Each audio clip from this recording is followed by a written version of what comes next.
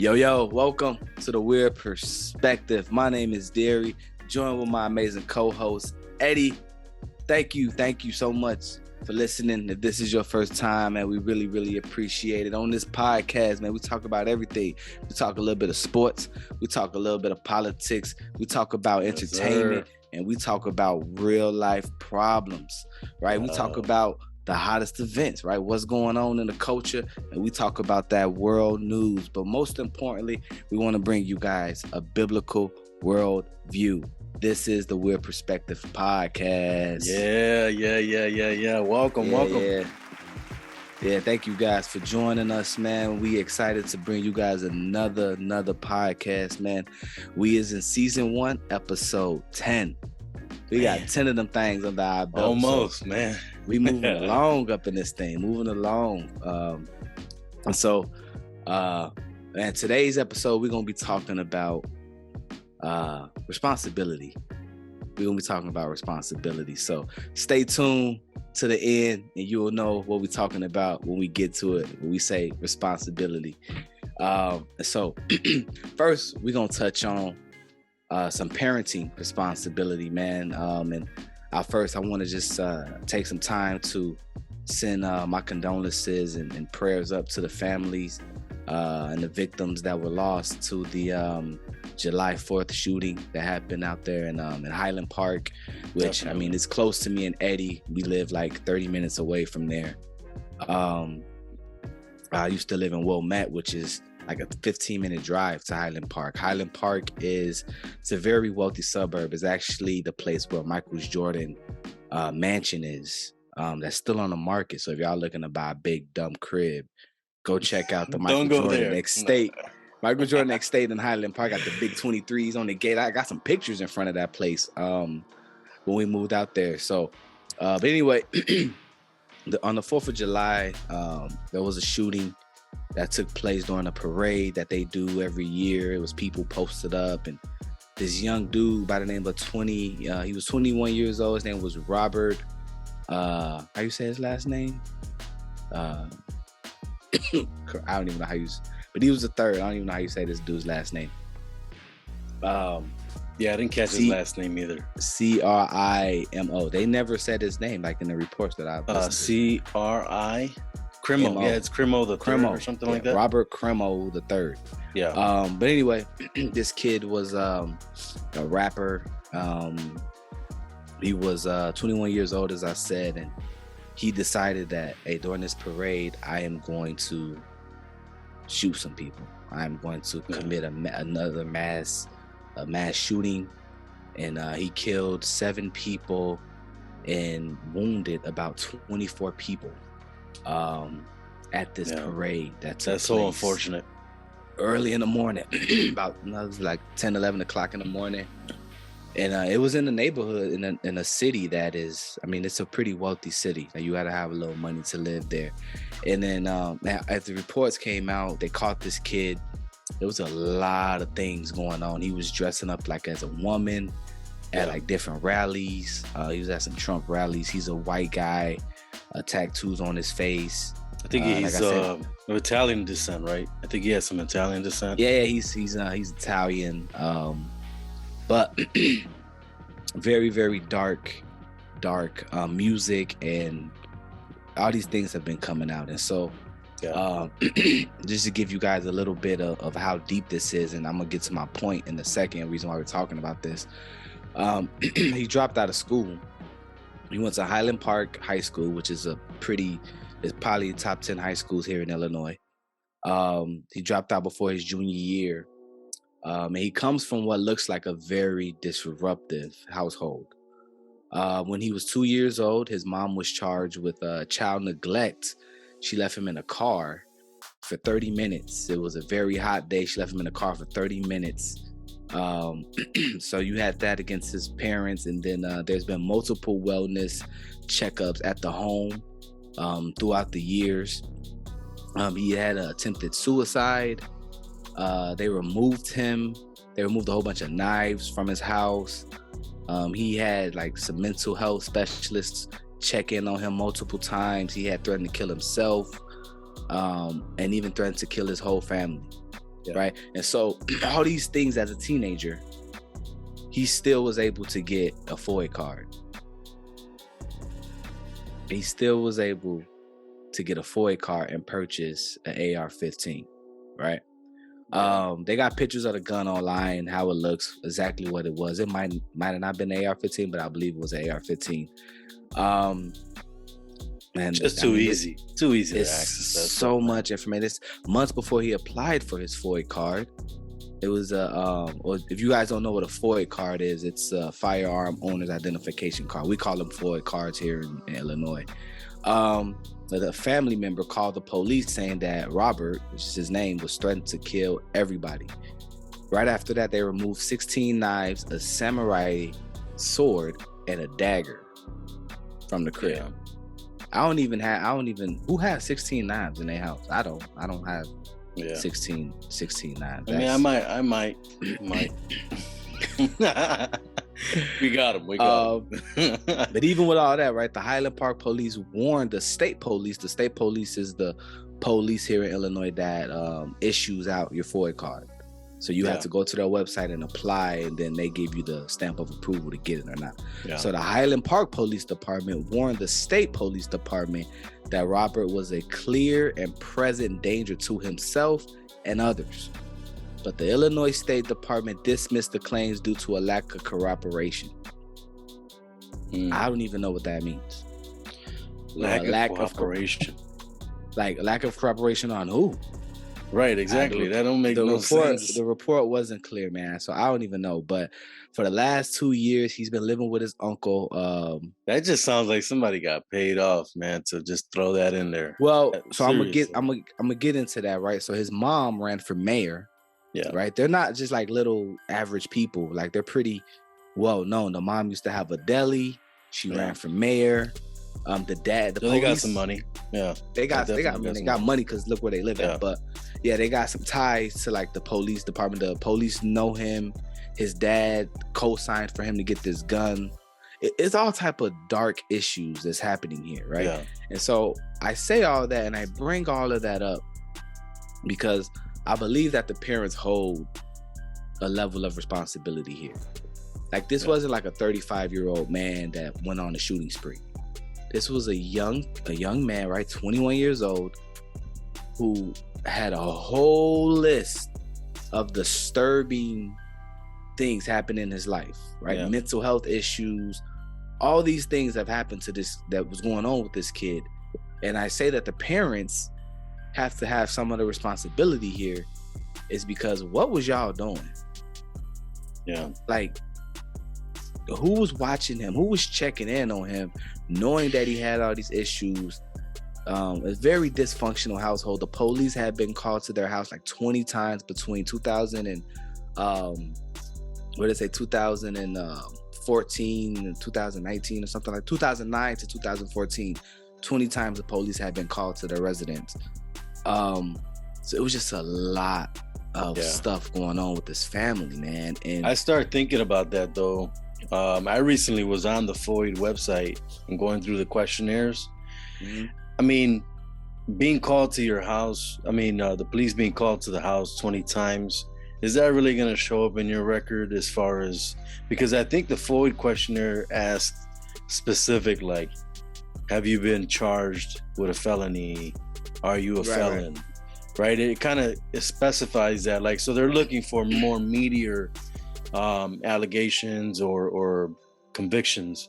And it just seems like that stuff just got just kind of swept under the rug. But I think that's what they need to start looking at as far as they start disclosing that stuff. This kid, I agree. Like he applied, but he already had a rap sheet of like mental health issues and child awareness checkups. And then you look at like his social media and the things that he was into, like it was very dark. He had drawings of what looks like himself, holding a gun, talking about shooting kids, making videos, talking about I think it's time that I do something. I think I'm going to do this. And it's like, wait, what? And then like now all these videos have now surfaced of this kid who's been talking about this for a very long time, feeling like he needs to do something, going to rallies and just, dressing up as a woman, hiding his identity. He did this shooting in his mom's car. It screams so many things, man. So much neglect for this family, man. Definitely. And man, the other day, me and my wife was watching this movie, and ironically, this movie was called Terror in the Family. It's an old movie. I forgot when it came out, but it stars what's her name? Hillary Schrank, whatever her name is. You might have known her. She played in movies like Freedom Riders, Boys Don't Cry. Okay. I think the probably the most recent is probably like $1 Million Baby. I think she was in it. She was one of the boxers. I can't even super remember that movie, but she was in there. She's a popular actress. But this was one of her older movies, and she played like this little 15-year-old girl who met this boy. He was older, and she just started acting out of her body. She started sneaking out, lying. She don't follow her parents. She smacked her mama, hit her daddy with the phone. I was watching the movie. I was like, well, she definitely couldn't be black because she wouldn't have made it. None of that happened. Yeah, it wouldn't have been no movie. It would have been like, you know what I'm saying? But these parents, they couldn't get to her, and then they tried to reason with her by even like covering up for her and making excuses for her behavior. And it just made me think about this kid that did this shooting, and the dad co-signing for him a gun, and it just seems like the parents still haven't put out like a statement. I think the mom did, but the lawyer and all these people, they've yet to be reached for like a statement, right? You don't hear them really talking about it, and it's like they dropped the ball. I think the uncle put out a statement, but it just really shows, man, like the importance of being plugged into your children's lives. Yeah, definitely. You can't just be physically present. Like you have to be emotionally and mentally and spiritually present, raising your kids. Yeah. Right? Like nobody's checking on this dude's laptop. Nobody, like, man, I'm busting in I don't care how old my kids are. You live with me, I'm busting in the right. What you doing? What you got going on? How you doing? Yeah, if my son comes to me with a drawing of him with a gun, I'm asking him like, why? What are you doing with the gun? Is it a Nerf gun? Who are you pointing this thing at? Who's in the picture? Because ain't none of that. It was just real deep things. And so when I was thinking about this, man, obviously, I went to the Word, man, and there's two obvious verses that automatically stood out to me that I can just think of off the top of my head. And it's Proverbs 22:6, and it says, "Train up a child in the way that he should go. Even when he is old, he will not depart from it." Like we have to, number one, as Christians, right? Speaking to the Christians here, we need to train up our kids in the Word. And we need to be training them up to know who Jesus is and how to have a relationship with Jesus, right? We need to let them know, showing them the love of Christ. And we need to be doing that with our kids, man. And obviously, this parent, I don't know where they stand on the spiritual side of things, but Joe, they really was really dropping the ball. Well, the problem is that corporate America pushes that agenda, right? And it overworks. It's like an overworking system that is set up to pull us away from, family, having family time and people being in their homes. So you're limited on how you're parenting, right? And the time you have to parent. That's one. And then there's two, right? There's that other agenda where you have the schools now, like trying to step in and really take the responsibility off our hands, almost like they're doing us a favor. Like, oh yeah, we're gonna go ahead and raise your kids, and by the way, we're gonna teach them what we want to teach them. And it's like, there's no way. I love that the Bible not only gives us an absolute truth to train our kids in, but also it holds it accountable. It helps hold us accountable to the absolute truth. And then how that looks like in our kids' life, in our life, it kind of produces the right way of living, right? Obviously, morality, spiritually, physically, opposed to what the world would have us and showing us at these times. There's a big contradiction there, and I love that we can obviously bring that perspective, right? That's what we're here for, bringing the biblical perspective and showing that Bible is still true, man. The Bible still is the best. It is the absolute truth and is the best influence that we can use, not only for our own lives, but obviously for God's, God's will for us training our children up in his ways. So look at check out Proverbs 29:15. It says, and this is from the CSB translation. I'm a CSB guy, just if you guys didn't know. It says, a rod of correction imparts wisdom, but a youth left to himself is a disgrace to his mother. I'm gonna read that one more time, right? It says a rod. A rod, if you don't know, that means the belt. That means the whooping stick. That means the extension cord. Whatever it is, the chacleta for the Latinos, whatever it is that you use, that's what the rod is, right? A rod of correction imparts wisdom, right? But a youth left to himself is a disgrace to his mother. And this kid, right, being left to himself, going through life like alone, dropped out of high school before he was a junior. He isolated himself away from all of like the high school kids that said anything. Said like he removed them from Facebook, so he only had a small circle of people that thought like him around him.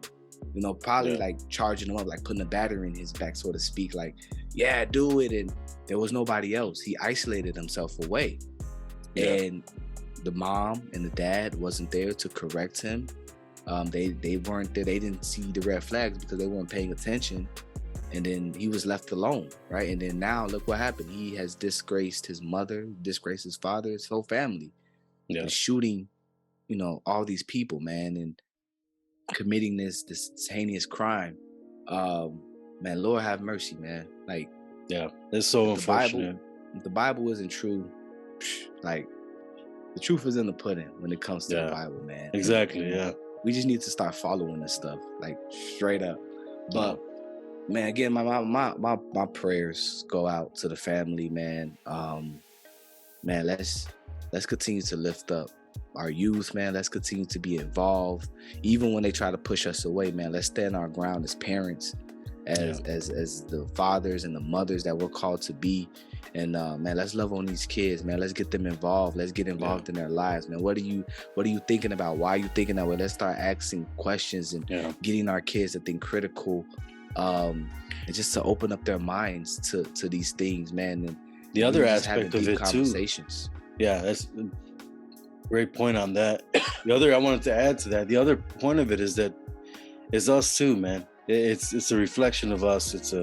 We got to look in the mirror as parents as well, and I know that we can get caught up in that same type of those habitual things, right? Being on social media, the time we spend on phones and away from our homes, whatever it is, right? We're either spending time away from our home or we're even home and we're just, off doing our own thing and just worried about self and just diving into social media and our devices. And we really have to look in the mirror. So obviously it's a two-edged sword, right? We have to look in the mirror for ourselves and also set that example for our kids as well. Because we have to be the first line of an example for them. Yeah. So, yeah, definitely. Most definitely, man. So it's unfortunate, man. Another shooting, and this one was so close to home for us, man. Yeah, it's right here, man. It's right here, bro. Literally. Hop, skip, and a jump away from Chicago. So, but moving on, man, we now get into the topic, the main topic of today's episode. That we want to talk about. And I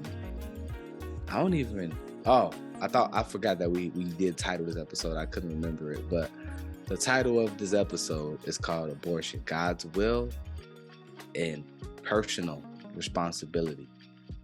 Right? God's will for children and then our personal responsibility as adults, not just women. We ain't just talking to the women in this episode. We're talking to the men.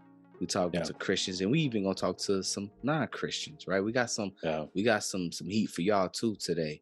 And so I'm not gonna get into the whole Roe versus Wade being overturned. Eddie, if you want to dive into that, you can do your thing, bro. I'll let you have the floor and you can do your thing. But the history and the political aspect of it, I'm gonna leave that to y'all in Google. You know what I'm saying? Unless my man's Eddie, unless he wants to share anything that he got on it. But I don't want to get into that because, I mean, we could be here all day just on the history, you know, of America and abortion and Roe versus Wade. It's a whole thing. Just do a quick YouTube search and you'll be able to get all the information that you need to do. Fox, CNN, MSNBC, all of them. You can go get the information from there. And so I'm not going to get into the history or the political side of this thing, even though it has become a political issue. I'm not going to get into that. I really just want to talk about God's will for children. We want to talk about the Father's heart for kids in this episode. And we want to talk about the responsibility of us as adults and protecting ourselves in our sexual activity, whether you're a believer or not. And so we're going to get into this thing, man. We're going to get into this thing. Definitely. So we're going to kick it off. We're going to talk about God's will for children. God's will for children. And so from the beginning, as soon as you open up your Bible, that very first chapter, when you read it, you're going to see that God has made us, right, in his image, and that he tells us, right, as humans to be married, right, and to have kids. He tells us to be married and to have kids, right? And when you read about this, right, it's and you can go to Genesis, it's chapter 1, it's verse 28 of chapter 1 in the book of Genesis. You just read the whole chapter, read all the way down, and you'll get there. And so right off the bat, we can see that God is pro-life. God is pro-life. He's not pro-choice. He didn't give them a choice. He didn't say, Adam and Eve, man, whatever y'all decide to do, however y'all want to do it, I'm cool with it. Let's just do it. No, he commands them. He says it says that God blessed them and God said to them, be fruitful and multiply, fill the earth. Yeah. That means go out there and have babies. I don't care what situation you run into, a lion don't got loose and he's chasing you, or you're stuck in a corner with a ram or something like that, you don't get rid of the baby, right? And so right off the bat, we see that God is pro-life, right? And also, what you see as you continue to read through the book of Genesis is that God is anti-death, right? And although God gave people the freedom, right, to eat animals, but when you read just a few verses prior to Genesis chapter 9, verse 3, he declares that human life is uniquely different than animals. Human life is different than the animals, right? We have authority, we have a dominion over the animals, right? They don't rule over us, we rule over them. We were called to take care of the earth and maintain it. Like we just have a unique there's a uniqueness about human life, right? And God emphasizes that in the word, right? Genesis 9 says, whoever sheds the blood of a man, by man shall his blood be shed. So very very powerful verse that God is making known. It says, for God made man in his own image. But that was part of Genesis chapter 9 verse 6. God sees the unborn as children. So for all of the what's the word I'm looking for, bro? The people who the Big Bang theory people, the evolutionists, the evolutionist people, they're like that think that we evolved from fish or we evolved from monkeys or whatever that is. Listen, no. God created us, man. I wanna give you guys this verse. It's in Psalms chapter 139. Psalms has a lot of chapters, if y'all don't know. But Psalms chapter 139, verse 13 through 16. This is what it says. I'm not gonna read all the verses, but I'm gonna give you guys the quick part of it, right? The latter part of 13. It says, and this is David speaking. It says, for it was you who created my inward parts. You knitted me together in my mother's womb. Yeah. I'll say that again. It says, it was you talking about God, who created my inward parts. You knitted me together in my mother's womb. Yeah. All right. And so that obviously goes against those conspiracy theorists that they like to hit home as far as abortion goes, or whatever the case. They like to hit home that it's not a fetus, it's not formed yet, therefore making it that much more okay. It's definitely not okay, because here the Bible kind of clarifies and it specifies that God knew us before we were in the womb. That's hard to fathom. That's hard to fathom, obviously, to the human eye or to the human mind. But it's clear that the Bible is the absolute truth. It continues to prove itself, and it's giving us proof here and evidence that it's saying that God knew us before he even. So it's given us purpose, and it's obvious showing his will for our life. So it's an awesome point to make. And I'm sure that, it may be kind of difficult for those out there that want to hold to those conspiracies and hurrah, but show me somewhere else where it foretells you something and then it proves itself, like the Bible does. And I'll wait for that call. They're on a Long Island because most of the major religions, they're against abortion. Yeah. Right. Most I think the top 5 religions in the world, they're all against abortion. That's true. They don't agree with. They're all against it. So it don't matter if you're Christian, Muslim, Mormon, Catholic, Hindu. They're all against abortion. There's some consistencies there. Yeah. Yeah, there's some consistencies.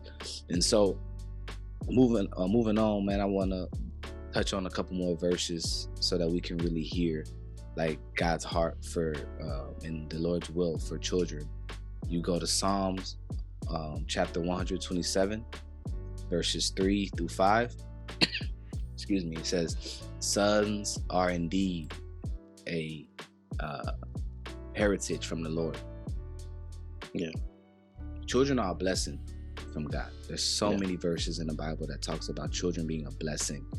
And we have gotten away in America of looking at our kids as blessings. A lot of times we look at them as burdens because they stop us from being able to live the way we want to live and, go out or, save money or do, pretty much heed to our own like selfish desires for the most part. We don't look at children as they're a blessing. The way that God tells, like Jesus didn't turn away none of the little kids. When all the little kids was coming to him, and the disciples like, man, y'all little kids, get up out of here, because back in Bible days, like kids were treated as second-class citizens, and so Jesus rebuked the disciples for turning away the little kids. And he said, let all these little kids come to me, and even commands us to be childlike in our attitude, like in our relationship with recognizing God as the Father. That's found in Matthew 19:14. Yeah. And we've gotten away from that. We've gotten away from that so much where we just look at kids as a burden.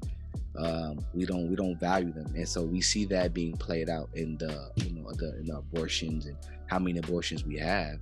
And when we gonna get down here to the reasons on why we have so many abortions, you'll be able to see these numbers, and you're gonna be like, yeah, we don't value babies' lives. Right? No matter what side of the fence you stand on, it, whether you think it's a fetus, right at the moment of conception, you think it's a baby, or whether you believe it's a clump of cells until the brain develops, or whatever it is, the truth of the matter is that it's a baby right at conception. And no matter you think if it's a baby then or later down the line, we still devalue it. We don't value the life of those kids, man. And so if I could jump in and just make 2 points on that. I know you mentioned Matthew 19:14, where it's talking about the disciples, or Jesus talking to the disciples. He's saying, let the children come to me. Do not hinder them, for the kingdom of heaven belongs to such as these, right? Just having the attitude of a child and the importance, right? He's bringing light that a child's character and attitude, that we should take up that type of character and attitude. Because I mean, we have our faults, we have our what I was gonna say, our imperfections, But we should always have that heart that a child does, right? Where they're ultra forgiving, they're ultra loving and kind, and always seeking attention. All those different things, that humility that a child has, right? That innocence. A lot of those things are what is God's will and God's heart for children. And then I want to pair that with my second point, is that where Exodus 20:12 commands us to honor, right? It says us as children that the children should honor your father and your mother, that your days may be long, right? And I think we live in a society where I think there is so much, and I'm not going to speak for obviously the general, but in situations like this where we see the 21-year-old kid shoot up the school, and he's seen all these patterns of neglect on behalf of the child. Obviously, they didn't give him any type of standards to hold to and to honor them for, right? If you're going to be involved and be intentional in your child's life, you're obviously giving them standards, right? And living out an example and giving them the morals that are needed for them to live up to. But the problem is, I think in our society, that a lot of parents are losing sight of that. That we're not even giving them not only the example, but we're not giving them the standards, the love, the affection. We're not giving them anything to hold up to look up to hold to. Therefore, not giving them anything to honor their parents back. I hear some of these kids these days, man, and it's like they're almost like just blaspheming their parents. Like, yeah, whatever.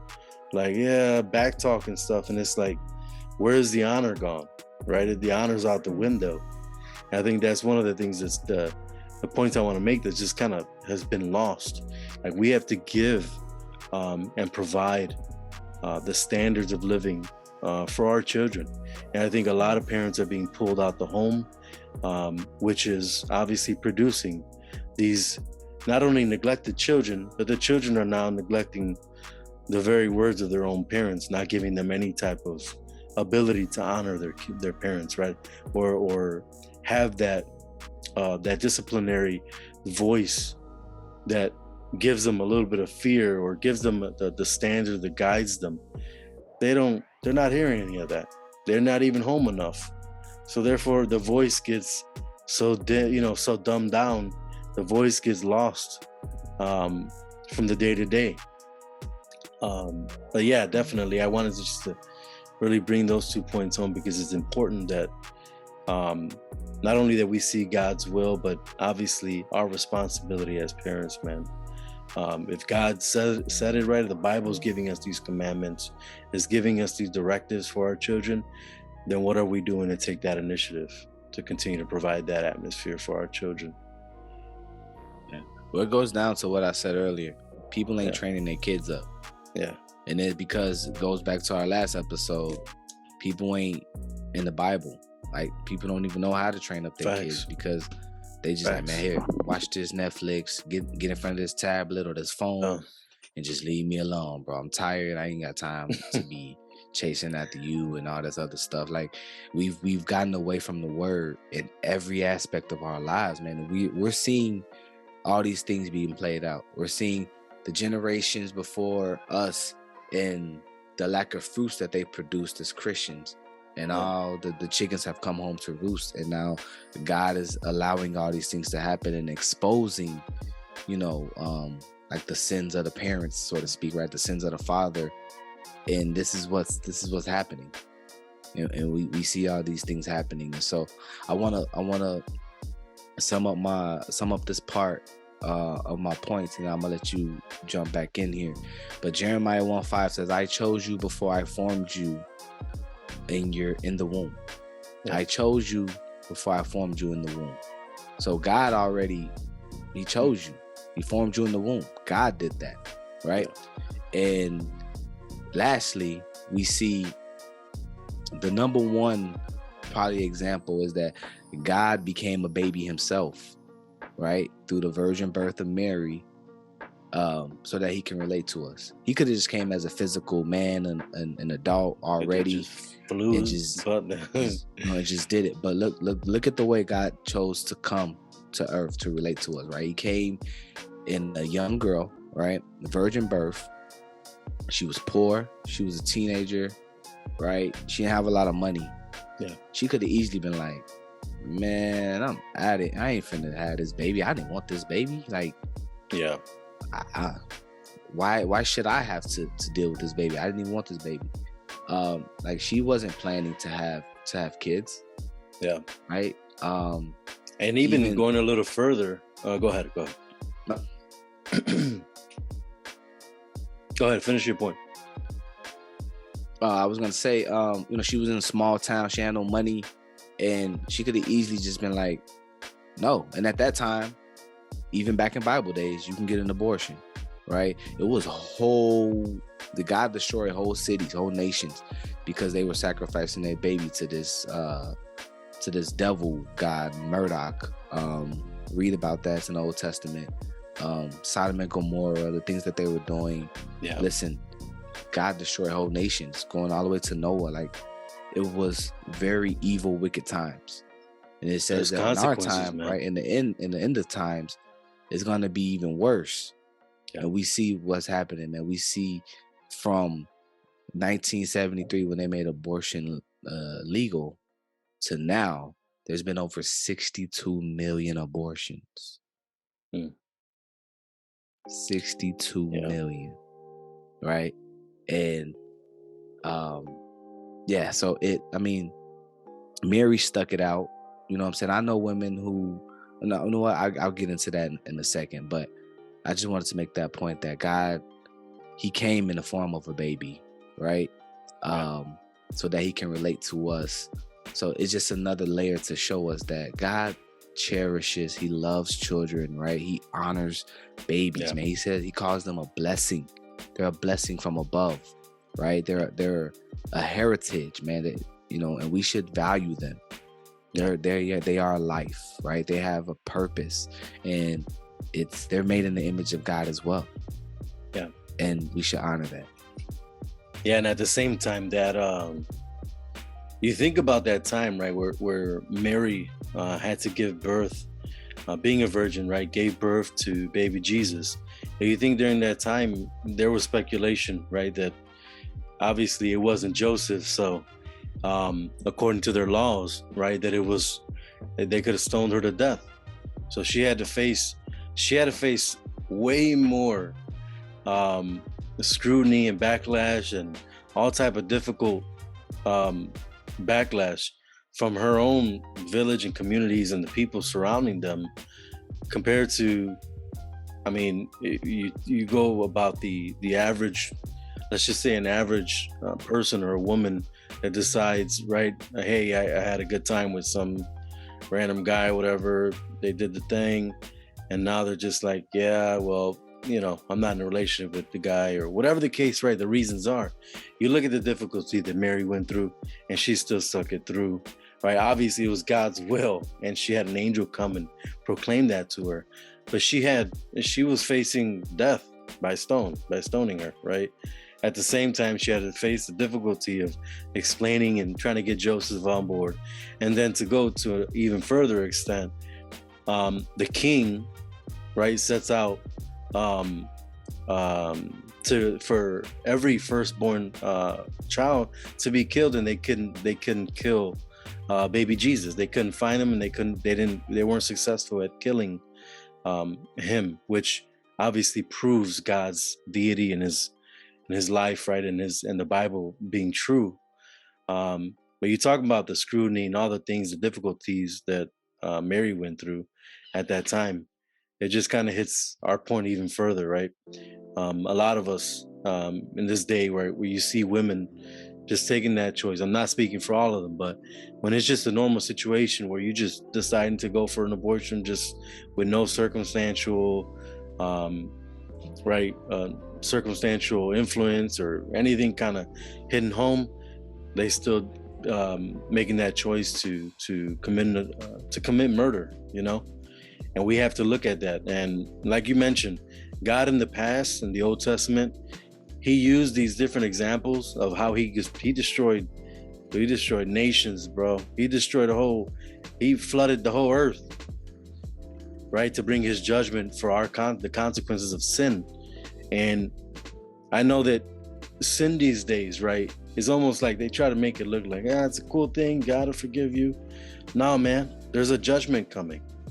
There's a judgment coming. We have to have the fear of the Lord, and we have to know that God did it before and he's going to do it again, and that his judgment will come, and there are consequences for all of our actions. We're right included in there, right? Us being first because we're Christians. So,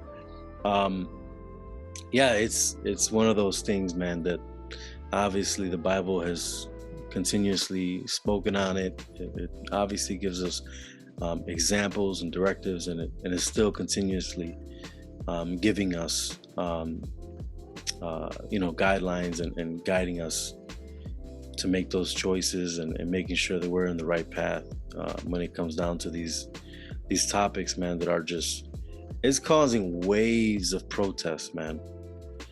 Waves of protests. I saw there was a group, right? There was a group of pro-choicers, mainly like the feminist movement, along with pro-choicers.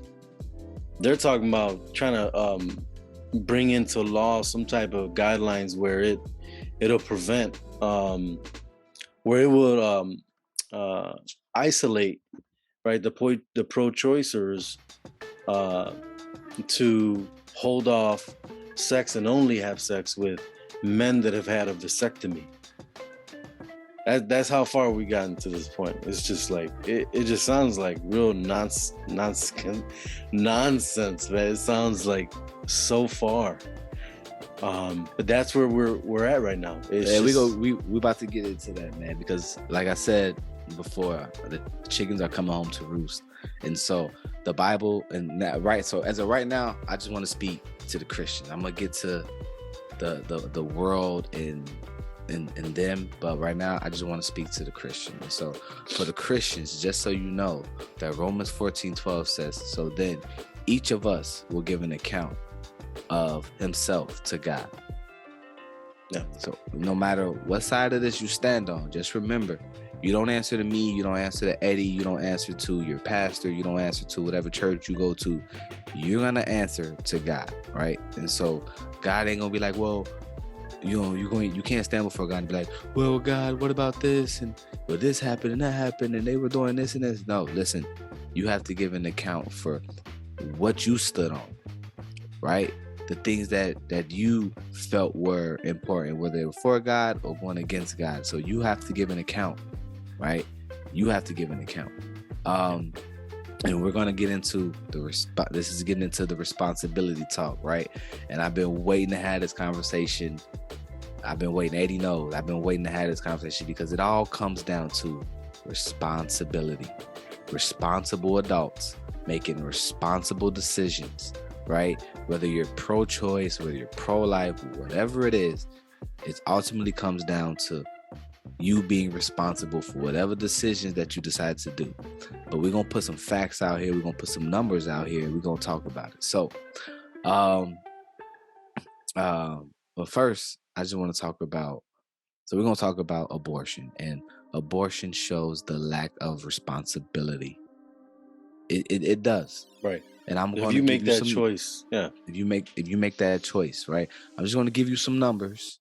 I know you guys probably heard that and you're like, what? How dare he say that? But listen, it does. And I'm not talking about like people who that have to give birth or they have a medical situation, an illness or something, and they're forced like to have an abortion, whether they bring their family in, she's married or whatever, and they're like, it's either going to be her or the baby are going to die. I'm not talking about that. So get that out of your head. We ain't talking about that. Those are special things, and I think that there's a level of grace that God would allow when you do it in the right way.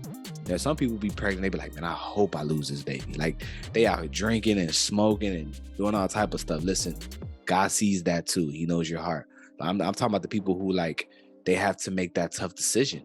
Either is it going to be me or it's going to be the baby? We both can't live. Who do we keep? And so, excluding all of those things we about to get into, because I believe at the end of the day, those people were still being responsible, right? They were taking the measure, going to their doctor's appointments, and they were seeing their doctor, and they were being healthy, and then things happen. Like, we're a fallen world, our body is breaking down, right? And so there's a lot of things that can happen. Ultimately, God is in control. He knows these things. And whatever the situation that you're in, you need to really bring that before God to get some clarity and some understanding on what's going on. And so anyway, I'm gonna just say that again. Like, abortion shows a lack of responsibility. And I'm not coming on here from a place of I'm holier than thou. I'm not judging women. I'm not condemning women or dudes who are out there advocating for this stuff. I'm gonna just say this. I have a past as well. Yeah. You know what I'm saying? I wasn't always saved, and I wasn't always making the right decisions. I had a lack of responsibility that I went through in my life as well. So I'm not here to judge anybody. I just pray that people would wake up just as I've been waking up, and that we will repent, and that we will live our lives the way that Jesus calls us to live. So with that being said, I'm going to throw these numbers out here, right? It says, and these are from 2019, 2020 stats, right? And so once you look it up and you do the research for yourself, you know that it's trending up, especially now. Like, it's trending, like people just getting abortions just to rebel. Like, it's crazy. So these are from 2019 to 2020. These are the stats, right? And I'm gonna just list them off, and then we're gonna talk about it. It says pregnancies, a result of incest. So that means, like, the uncle or the cousin, whatever, they had sex with them, and incest, right? 0.5%, less than 1% of those women that went through that had an abortion. All right, so moving on, right? Victims of rape, 1%. That's a big one. Victim of rape, and this is like one of the extreme arguments that I hear a lot of people bring up. Like, well, what if she was raped or whatever, right? I'm gonna get to that in a second, right? But let me just finish naming these off. Don't want kids anymore, 38%. So this is the women that already have kids. They're like, listen, man, I ain't having no more kids. So they go and get an abortion, 38%. Don't want to be a single mother, right? 48%, right? And so now we're in the territory of, like, it's just about self. It's just like what I want to do. And, we're getting into that phase. And these last two, these are the big ones, right? Yeah. I can't afford a baby at the moment. 73%. And last is having a baby would dramatically change my life. 74% of women who committed an abortion said that was the reason why. And so let's deep dive into this, right? If we said, right, okay, I want to just reason with some people, right? I just want to reason with some people. If we just said, hey, listen, man, let's just, other than incest and rape, we'll keep those legal, right? You can get an abortion just if you fall into those categories, right? Incest or rape. Yeah. But everything else is illegal. It's only 1%.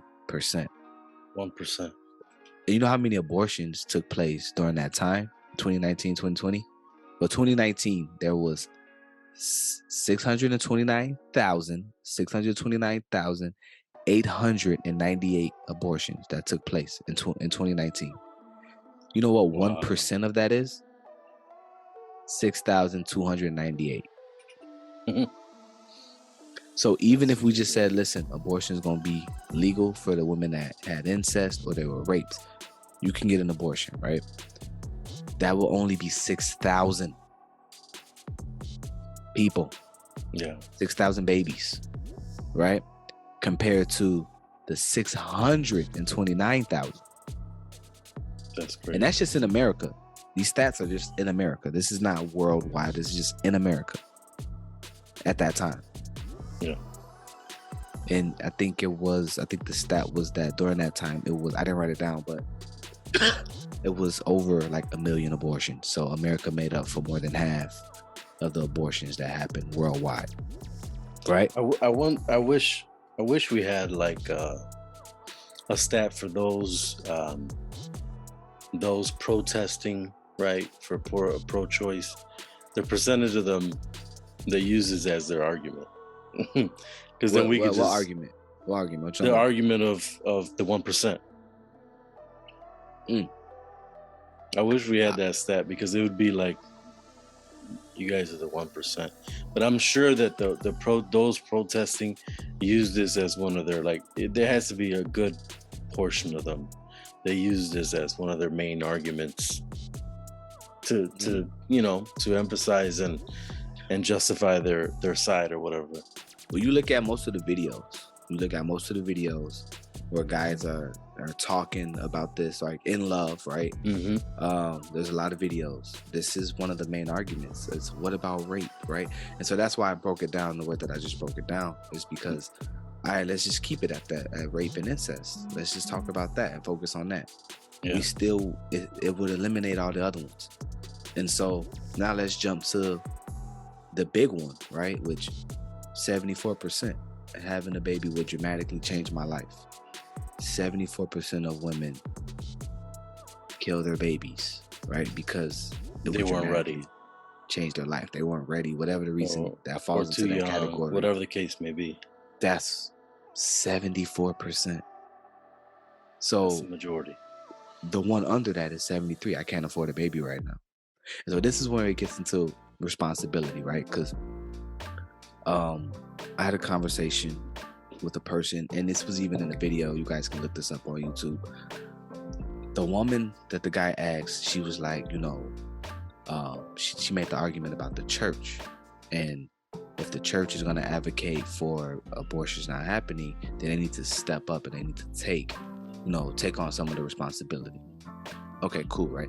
There's some churches that do, right? They don't do anything, and they do. And there's some churches that they can't. But there's also a big majority of people that don't even go to the churches when they get pregnant. Exactly. So the guy asked the young lady, he said, well, she had never committed an abortion, first of all. So she was just out there. But she said she had friends and all that stuff. So, okay. He asked her the question, how many churches, was your friend involved in the church? And did she go to church when she got pregnant to seek out for help? And the girl said, no.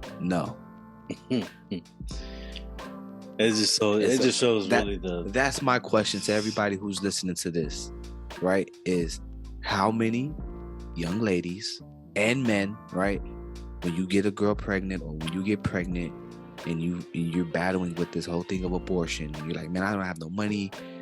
I ain't gonna be able to take care of this baby right now. Like, man, how many of you guys are actually going to the church and saying, can you help me? Because you got to remember, right? It's 9 months before that baby gets here, right? Most cases, right? Lord willing, you go all 3 trimesters, full term, right? You got 9 months. So that means the dude got 9 months to get a job if he doesn't have one, to get his stuff together. You got 9 months to, get involved with the community. I don't care what nobody say. Listen, you ain't finna tell me. I don't care what city you in. You're not finna tell me that there is no Christians willing to help you in your situation financially. They might not be able to support you for the whole pregnancy, but there's a big, huge body of believers that will be like, man, you need diapers, you need milk, I'm just using me and you, right, Eddie?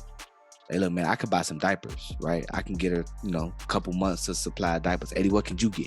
Yeah, you're like, man, I can get her some milk. You know what I'm saying? And there might be another person that's like, well, I got an extra room in my house. She can stay with me. Or I got a basement, or whatever it is, right? They're Christian organizations. Yeah. We are the number one adopting people, right? 80% of adoption agencies are Christian. 80%. Right. So that means that I think it was like over 100 100,000 like Christian families are on waiting lists to adopt babies. Yeah. Like, so when people say, "Oh man, the church needs to step up and do more," it's like, well, did you do your research and did you ask the local churches in your community to help people, or did you find out what are they doing? Because there's whole churches that this is their ministry, is helping women. Yeah. And so there's more proof to prove that we're doing what we're called to do as our Christian duties, right? Looking after the orphans and the widows, and the poor. There's more proof. It is. And I think, but people want to see that, right? Like, when you just doing what you got to do for God, but you're not out here, I'm not making Facebook posts. I'm not out here making videos and advertising it to the world. Yeah. Hey, I'm doing what I got to do. Like, God called us to do this ministry. That's what we do. I know 2 churches that I follow on YouTube. That's their ministry. Is the one church, his ministry is ministering to Mormons and and ministering to mothers. And he's adopted, their church has adopted over like 25 plus kids, got mothers into homes and all types of stuff, dude. Like, they're really putting their money where their mouth is, right? And then there's another church, they don't really like talk about their stuff, right? But there's like a gang of testimonies, from people that go to the church and stuff like that. And it's like, the Bible tells us about doing that, right? Matthew, I believe it's in Matthew chapter 6, about not letting your right hand know what your left is doing. And just, what we do in secret, God will bless us openly. Yeah. And well, I'm not doing this for likes and gains and for people to give me a round of applause. But if I see a woman that's struggling, or I see a family or whatever it is, and I can help them, I ain't gonna be like, hold up, let me set up the camera real quick. Yes. Let's get this picture. Like, nah, man, like, if I know a dude needs some food, I'll just go buy some food. And I ain't finna go live on Facebook like, let me show everybody what I just did. Like, nah, man, we're called just to do it. And I think a lot of churches, they just do that. They just do it like Nike. They just do it. They just get it done. They know. Not only that, it proves God's nature and his deity, right? Is one of God's name is he goes by as Jehovah Jireh, the Lord our provider, and he's proved that, and we're living testimonies to that. I remember, like, personally, if I can give an example, like when we first my wife first became pregnant, we were 18. Like, did you have a job yet? I don't remember. I probably did. I've been working since I was 16. 16, okay. So most likely I probably was working like a part-time job or something. Right. My first job was right then and there. I was working in the kitchen. But right when my wife got pregnant, obviously, my prayers at that time were like, God, you know what's coming. This is a gift from you. I know you're going to take care of us, right? Your name is, you're a provider. And right away, and I always give this testimony, right? I started off with a $9 an hour job with my firstborn, right? My secondborn came, I went from $9 to about $11.50 an hour. My third child came, I went from $11.50 to about, I think it was $19 an hour. And with my fourth is doubled. God is a provider. That's the testimony right there. When you trust in him. And I know that obviously we might be talking for a collective, right? As believers, we're talking to the believers. We know what we have our faith in, right? We have an absolute truth, and we can point to the Bible. We have a God that has proven and continues to prove himself. So we have a source of something that is factual and an absolute truth that we can trust and put our faith in. But for those that we're talking to, that group that we're talking to that may be pro-choice, right, or might be on the fence with religion and their whatever the case may be, I think that's where the fear comes in, because you start thinking the source of the income or the source of, who's going to provide for this baby, and they're making these choices. They point back to themselves and they're saying, how am I going to do this? Instead, a Christian says how God, how are you going to provide for the God? I'm asking you to provide, right? It goes back. Our faith goes back in the source of providing for us, which is God. And he promises that he'll never let us down. He's never failed us. Amen. He has never failed me and Darry. He'll never fail you. So I think that's it's something to add in there to give our testimony. I want to share a personal story, and this is something that it really hit home for me like maybe 6 years ago. So I've been walking with the Lord for 11 years now, and I got saved in 2011. And when I was 17 years old, we got an abortion. And it wasn't about, man, we didn't have family, we didn't have support, we didn't have anybody that was gonna help us.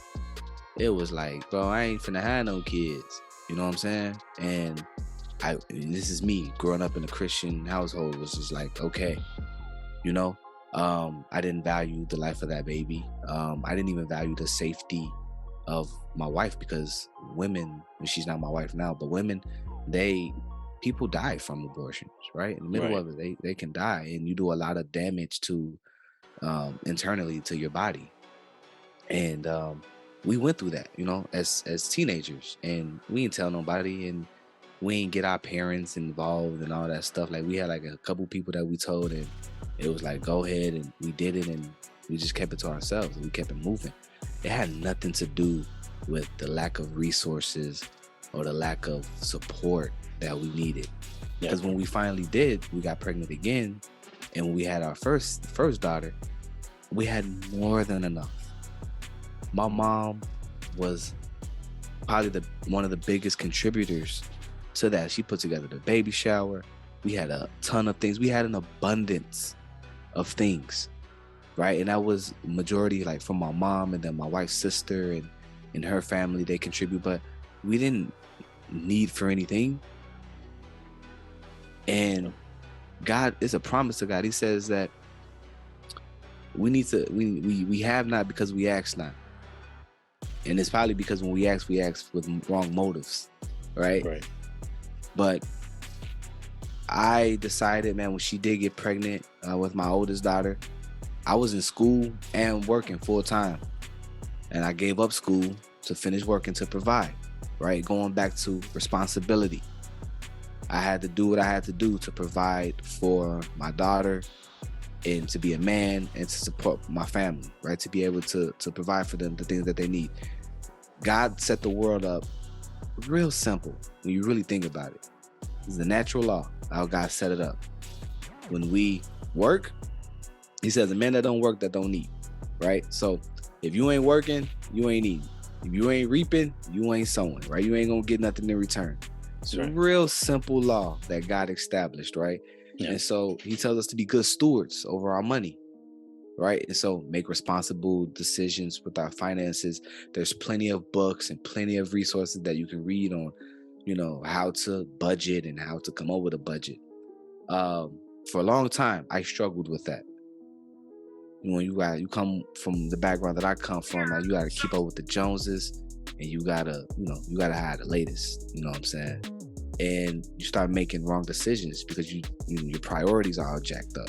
Yeah. But it was never an issue of me not having anything, like a God not providing for me, because God's provided for me many a times, and when he did provide for me, I messed it up. You know what I'm saying? And it's just, it comes down to responsibility. This is on both sides. And so now I want to switch over to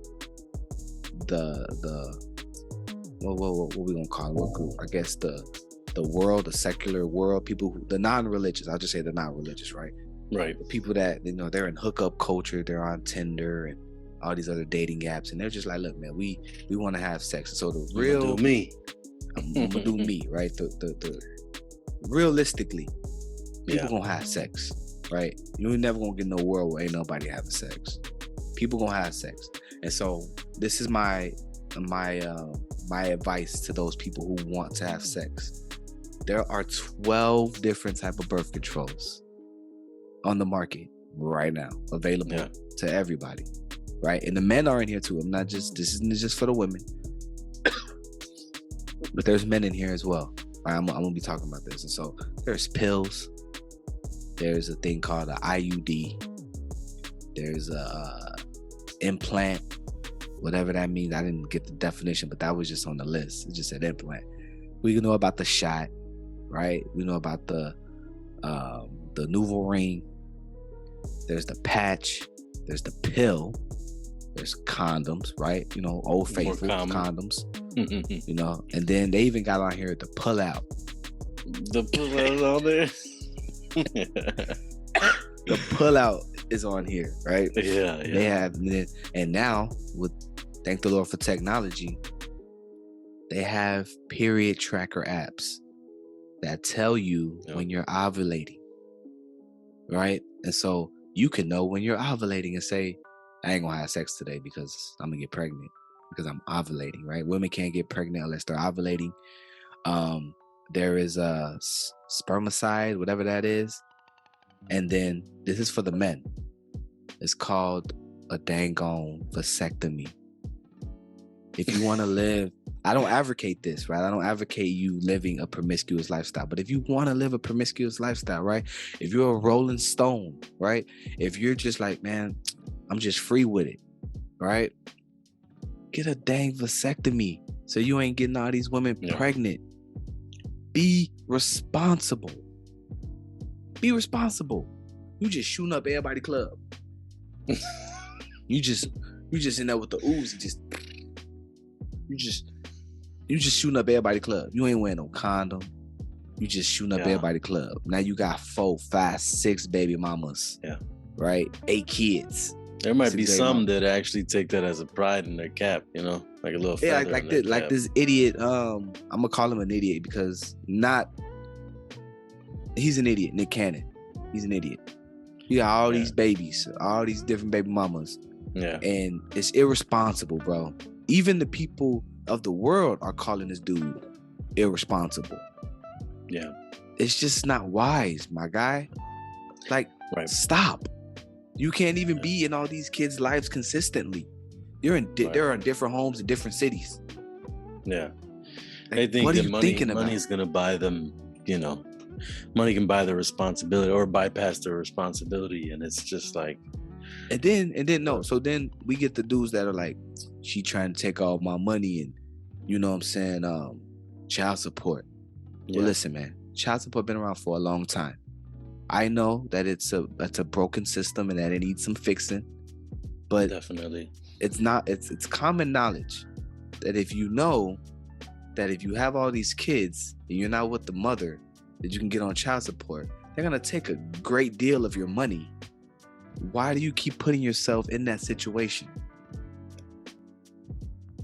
NBA players, they even have this as a class now for the rookies when they come in to let them know, hey, you got money now. There's literally women waiting for you at the hotels. They plan this stuff out, trying to trap you because they know you're a meal ticket. Don't be a goofy. Stop thinking with the little head and think with the big head. And listen, you either gonna buy you a lifetime supply of condoms or a career of condoms. Either you got 3 options, right? You got 3 options. You either don't have sex, right? Learn some discipline and some self-control. Right. Most of y'all, they're not gonna do that, right? Number 2 is you can just you can use condoms. Right? Now it take away the feeling, man, and all that other stuff, blah blah. Look, there's a whole bunch of condoms. Man, you need to bypass that and just get the vasectomy. and number 3, right? Get a dang vasectomy. Yeah. If you want to be on Wilt Chamberlain type stuff, having 1,000 women and all this other stuff, just get a vasectomy, please.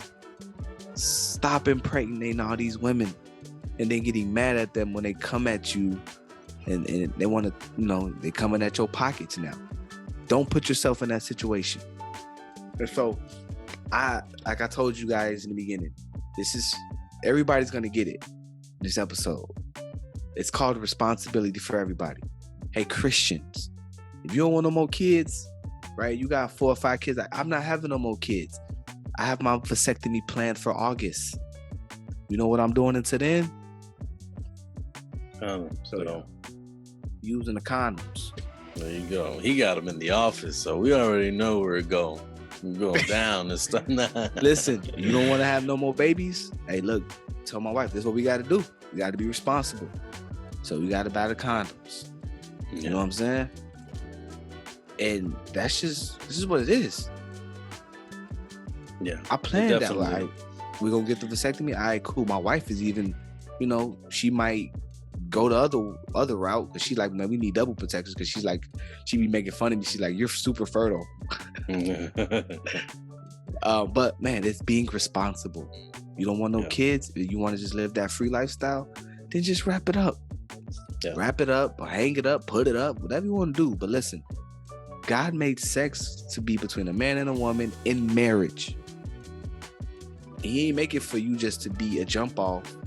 Now we got hookup culture. They talking about it all on TikTok, hookup culture and all this stuff. Listen, that's not God's plan for marriage. That's not God's plan for sex. He made it between a couple that were committed to each other in holy matrimony. They can have kids. You know why? So that the homes won't be broken, right? That's why he's against divorce, right? So you stay together, you raise your kids together, you bring them up, and now you ain't got, 4 and 5, 6 baby mamas, and then your money is now going to all these other households instead of staying in the one household. Y'all get me? Like, I hope I'm being clear, man. Like, I'm saying that's clear enough. Because it just blows my mind that nobody wants to talk about being responsible. Nobody. And it's like, come on, man. There's so many. I believe that this is God's grace, right? Like, this is God is like, listen, man, when you stand before God and you say, man, why did you have, multiple kids with different dudes, or multiple kids out of wedlock, or why'd you have this many abortions, or whatever it is, right?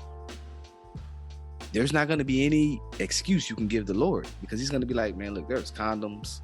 There was all these different type of birth controls, 12 birth controls. There was tracker apps, right?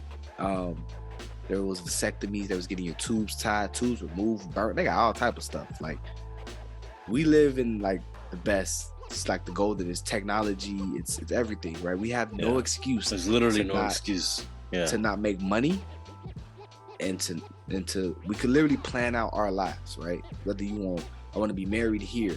I want to make this amount of money. I want to get into this career. This is the time. You can make money from your phone. There's no excuse on why you can't be successful or achieve the American dream, right? There's no excuse, right? I might not make as much money as Eddie, or he might not make as much money as me, or whatever, but we make enough money where there's opportunities for us to be able to make money to take care of our families. Yeah. And so I just want to say all this, and I say all this in love. I know I'm going on and on, but I really want to hammer home this point of responsibility. I had to learn it. I had to deal with it in my own life. It comes a time where God is like, yo, you know what I'm saying? It's time for you to man up, take responsibility. And so that's what it comes down to. All the stats and the facts are there. Yeah. So I love how you can give that you gave your your testimony, your perspective, coming from, obviously being in that position where you've had to, obviously you not had to, but you made that choice, right? To commit that abortion. And so it gives them, gives our audience obviously that perspective, both sides, right? We're not only talking to the one side, both sides. And obviously, they've gone through their regrets, and obviously have learned, what God says about it in His Word, and it's awesome that we're able to give both sides of it. Definitely, man. I love that we've touched on a few things here. Obviously, starting with the Roe versus Wade being overturned, obviously is a big deal. But we've seen how we talked about how God's will for children, right? That we should train them up.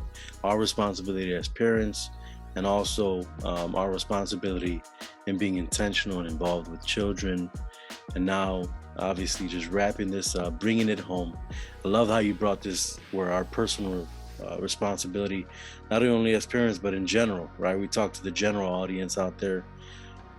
We have a responsibility, man. If we're gonna decide to have intercourse, right, make that choice to have sex, and we got to be responsible, either taking responsibility for this child or taking the proper steps to take responsibility and do whatever preventative steps we have to take if we're going to use one of the 12, including the pull-out. But I love this topic, man. This is obviously, it hits home for what's going on right now. Yeah. It's a lot of the same of what people have heard, but man, we gotta raise the red flag and bring home, man, God's will for our lives, man. God's what the word has continuously spoken in our lives and obviously commanded us to do. And I love that we're able to share that with you guys. Go ahead. Do you want to share anything else before we wrap up? Nah, man. That's it. I don't want to get back on my soapbox, but yeah, I think we hammer home the point, man. And so yeah, we're gonna get out of here. This has been a really good episode, man. Definitely. Listen, thank you guys for your time and listening to us, and y'all been rocking with us. This is season 1, episode 10. We're super excited, man, to continue to move forward, and we're just trying to get better every day. So thank you guys so much, man. If this has been a really good episode, if you liked it, man, hit that like button, share it. Don't forget to hit the subscribe, man. We're trying to get our subscriptions up. Listen, if we can get to 100 subscribers, we'll start doing these live, so you guys can get in the comments and we can engage with you guys. But we only want to be able to do that when we hit 100 subscribers, because we want people to get on here, right? There's a percentage behind it or whatever. But anyway, listen, subscribe, share this with a friend. We're on Facebook. We have a Weird Perspective Facebook page. We got an Instagram coming soon, probably a Twitter coming soon. But yeah, until then, we're just gonna keep rocking it how we've been rocking it. Thank y'all again. We appreciate y'all. And until the next time, man, it's the Weird Perspective Podcast. Peace out, y'all. We out. Bless you guys. Peace.